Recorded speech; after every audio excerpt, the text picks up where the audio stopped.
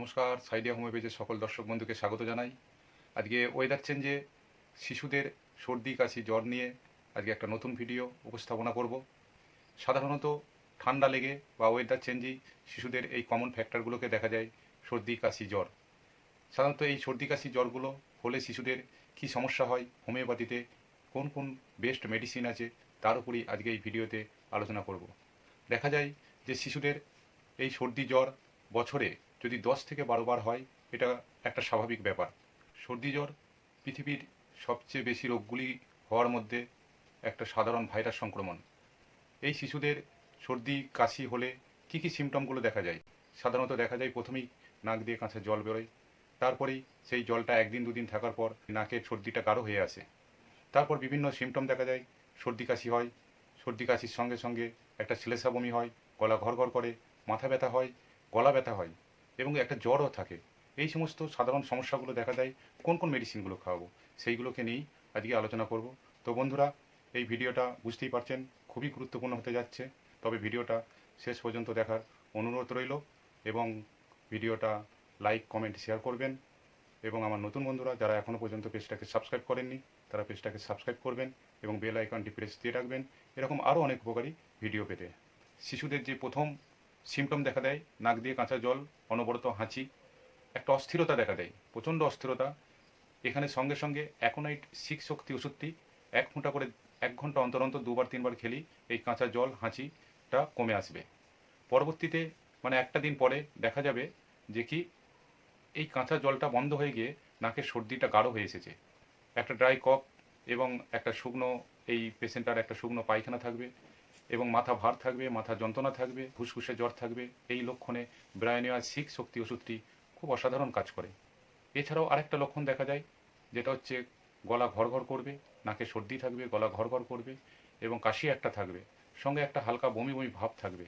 এই গলা ঘড়ঘড়, নাকে সর্দি, একটা হালকা বমি বমি ভাব, সেক্ষেত্রে অ্যান্টিমটার 6CH ওষুধটি 2 ফোঁটা করে 2 চামচ জলসহ দিনে 2-3 বার।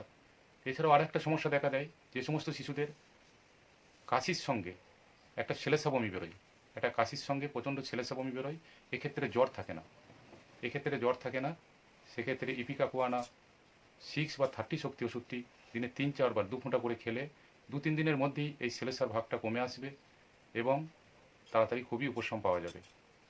এছাড়াও যে সমস্ত শিশুদের রাত্রিতে নাক বুজে যায় এবং শুলে, শুধু রাত্রে নয় দিনের বেলাতে শুলেই নাকটা বুজে যায় এবং নাক বুজে গেলেই একটা দম আটকানো ভাব থাকে, মানে একটা শ্বাসকষ্ট থাকে, সেই সমস্ত শিশুদের ক্ষেত্রে স্যাম্বুকাস নায়গ্রা 6 বা 2 বছরের ওপর শিশুদের 30 শক্তি ওষুধটি 2 ফোঁটা করে 2 চামচ জল সহ দিনে 2-3 বার 5-7 দিন খেলেই এই নাক বুজা ভাবটা চলে যায়।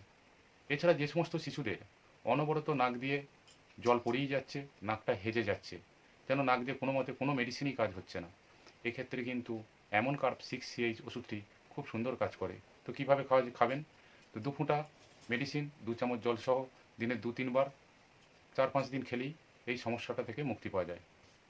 তো বন্ধুরা, 2 বছরের শিশুদের উপরে আমি এই কাশির জন্য বা সর্দির জন্য একটা কমপ্লেক্স মেডিসিনের কথা বলবো এবং এই কমপ্লেক্স মেডিসিনটা এই প্রোটিন সিগুলোর যে কোনো লক্ষণ ভেদে একটা, তার সঙ্গে এই কমপ্লেক্স মেডিসিনটা যদি গ্রহণ করানো যায় তাহলে কিন্তু 5-7 দিনের মধ্যে জ্বর সর্দি কাশি থেকে সম্পূর্ণভাবে নিরাময় হয়। তো কমপ্লেক্স মেডিসিনটা কি না, Justicia adhatoda mother tincture 5 ml, Ocimum sanctum mother tincture 5 ml এবং ইপিকা মাদার টিংচার 5 ml।